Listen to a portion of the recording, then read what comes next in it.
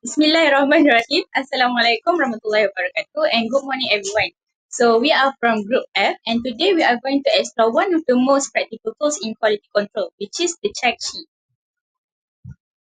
So firstly, let me introduce our group members first, which is me, Farhanis Azli, Laila Nabila and also Ikmal Nur Azman.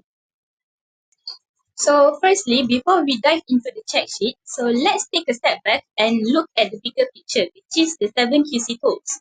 So these are the seven fundamental techniques used in quality management to identify, analyze, and also to solve quality-related issues in a systematic way.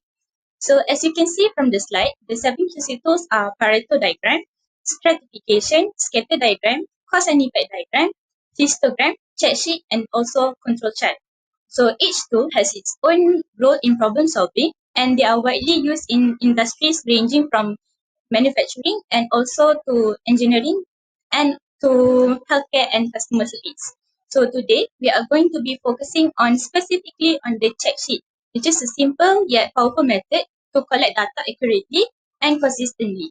So it is often the first step in quality improvement activity because it helps us see what's really happening in a process.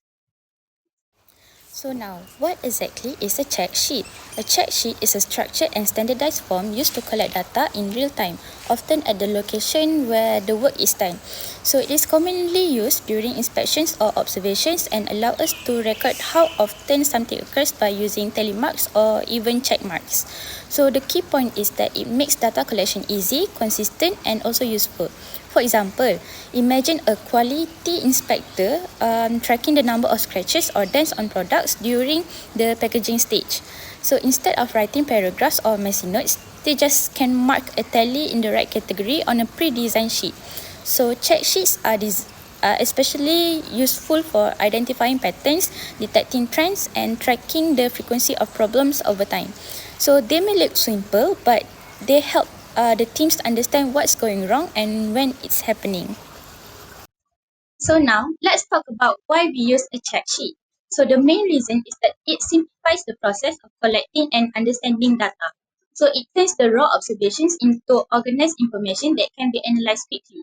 So check sheets are great for identifying which problem happens most often, showing where issues are happening in process, and also helping teams to make data-driven decisions and not just guesses. So they also can promote teamwork because anyone involved in the process, from operators to supervisors, can easily use them. So and finally, check sheets are often the starting point for using other QC tools. For example, once we collect the data with a check sheet, we can then create a Pareto diagram or cause and effect diagram to dig deeper into the problem. So in short, a check sheet can help us focus on facts and not just assumptions.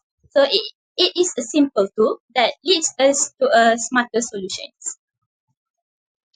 Hi, my name is Nurul Nabila. So I will discuss about this part, which is when and where to use it. So when it's used during, and the second one is common setting. So when and where, so used during manufacturing, services, and healthcare.